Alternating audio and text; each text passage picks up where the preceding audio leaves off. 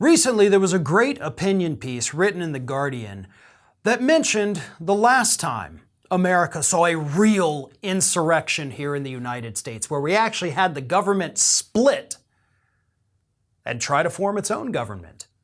That, of course, was during the Civil War.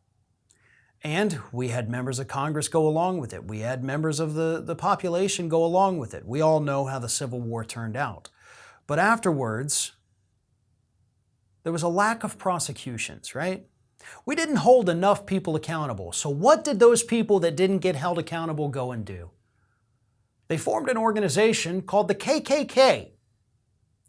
And that organization, of course, went on to have 150, 170 at this point years of terror here in the United States.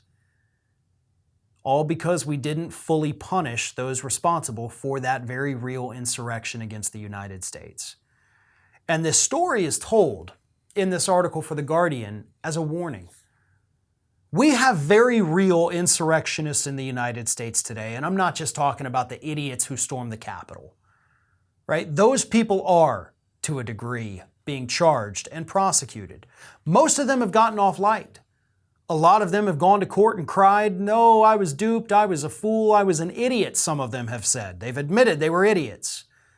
And sometimes the judges let them off lightly. Sometimes prosecutors don't feel like doing it and they offer them plea deals to go away with just a little bit of probation.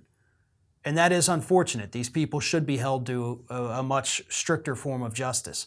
But those aren't the real insurrectionists that we should be worried about, folks. The ones that we need to worry about are the ones sitting in the halls of Congress. We know for a fact, and a lot of this, of course, is due to the work of the January 6th Select Committee, that we had sitting members of the United States Congress who were actively working with the Trump campaign and Trump administration to overthrow the results of a free and fair election here in the United States. Now, in my opinion, that's an insurrection. Just because it was a failed insurrection doesn't mean that's not what it was. They wanted to effectively overthrow the government of the United States, even if that government hadn't been instated yet. And none of them have been held accountable. And based on what we've seen from the Select Committee, it's unlikely that any of these people are going to be held accountable. That's not the people they're going after. And of course, ultimately, the committee can't convict him. It would have to come through, obviously, the DOJ. They may go after Trump. Maybe we get him arrested. Maybe he gets prosecuted, charged, all that. Maybe. Unlikely, but maybe. As for the members of Congress who took part in this, the ones who were begging for pardons from Donald Trump, nothing. Crickets. They're going to go on. Some of them have already won their primaries.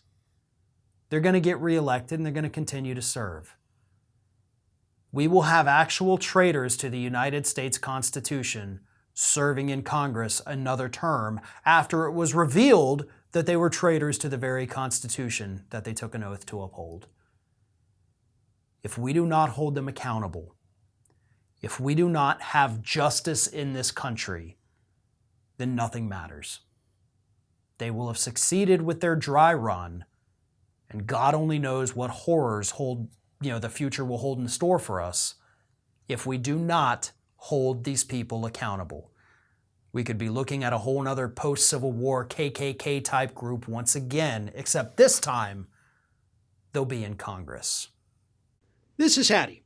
Hattie wants to know why you have not subscribed to our channel. You obviously like our videos, so do us a favor and subscribe.